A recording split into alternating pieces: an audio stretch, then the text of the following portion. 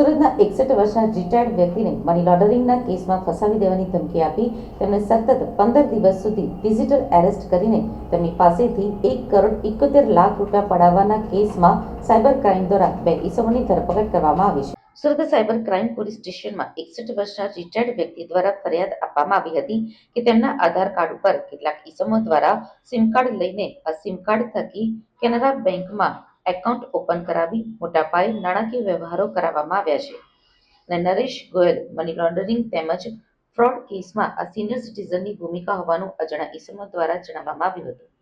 આ ઇસમો દ્વારા social media એપ્લિકેશનના માધ્યમથી પોતાની ઓળખ પોલીસ તરીકેની આપવામાં આવી હતી અને પોલીસ તરીકેના બોગસ આઈ કાર્ડ તેમજ બોગસ સીબીઆઈના લેટરો પણ બતાવવામાં આવ્યા હતા.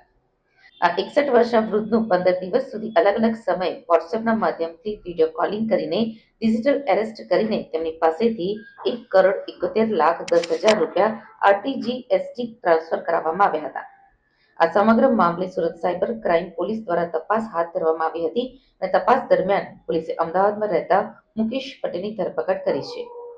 મુકેશ અમદાવાદમાં ટેક્સી ડ્રાઈવર તરીકે કામ કરે છે અને નંદનવન ફ્લેટની સામે આવેલ શ્યામ પરિસરનો રહેવાસી હોવાનું સામે આવ્યું છે. આ કેસમાં મુકેશની ભૂમિકા એ હતી કે તે પોતાનું બેંક એકાઉન્ટ મેહુલ પટેલ નામના ઇસમને 10,000 રૂપિયાના કમિશન ઉપર ભાડેથી વાપરવા માટે આપતો હતો અને આ કેસમાં મુકેશના બેંક એકાઉન્ટ ઉપર ગુજરાતમાં 1 અને તમિલનાડુમાં 1 એમ કુલ 2 ફરિયાદો થઈ હોવાનું સામે આવ્યું છે. આ ગુનામાં ઉપયોગમાં થયેલ આરોપીના બંધન બેંકના એકાઉન્ટમાં 4,77,500 ટ્રાન્સફર થયા હતા અને અન્ય બેંક એકાઉન્ટની તપાસ કરતા તારીખ 19/7/2024 થી 2/10/2024 સુધીમાં 29,93,302 રૂપિયાના ટ્રાન્ઝેક્શનો થયા હોવાની માહિતી સામે આવી છે.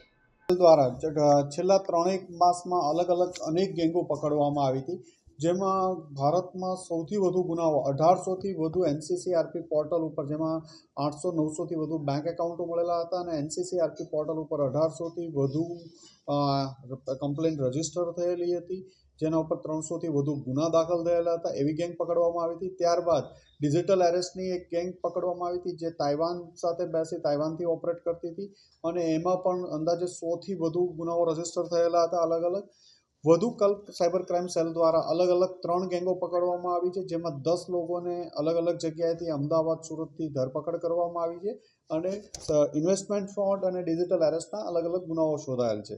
સૌપ્રથમ આપણે વાત કરીએ તો સુરતના એક 61 વર્ષના જે રિટાયર્ડ કાકા છે, એમને આ લોકોએ વોટ્સએપથી કોન્ટેક્ટ કરવામાં આવ્યો હતો અને તમારા આધાર કાર્ડના આધારે બોગસ સિમ ઇસ્યુ થયું છે અને આ સિમના આધારે અલગ અલગ ટ્રાન્ઝેક્શનો એકાઉન્ટ બેંકોમાં એકાઉન્ટ ખોલ્યા છે અને ટ્રાન્ઝેક્શન થયા છે. એવી રીતે ડરાવી અને અંદાજે 15 દિવસ સુધી વોટ્સએપથી અલગ અલગ ટાઈમ ઉપર એને ડિજિટલ એરેસ્ટ કરવામાં આવ્યા હતા અને એમની પાસેથી 1,71,00,000 જેટલી રકમ પડાવી લેવામાં આવી હતી. આ ગુનાની તપાસ દરમિયાન સુરત સાયબર ક્રાઇમ સેલ દ્વારા એક મુકેશ પટેલ અને મેહુલ પટેલ આ બંનેને અમદાવાદથી ધરપકડ કરવામાં આવી છે. આ લોકોની અલગ અલગ 3થી વધુ ફરિયાદો આ લોકો ઉપર દાખલ થયેલી છે, જેમાં પાટણ અને તામિલનાડુ રાજ્યમાં પણ આ લોકો વિરુદ્ધ ગુના નોંધાયેલા છે અને આ લોકોની ધરપકડ કરી અને વધુ પૂછપરછ ચાલુ છે. આમાં 8 લાખ જેટલા એકાઉન્ટમાં પૈસા ફ્રીઝ પણ કરવામાં આવ્યા છે.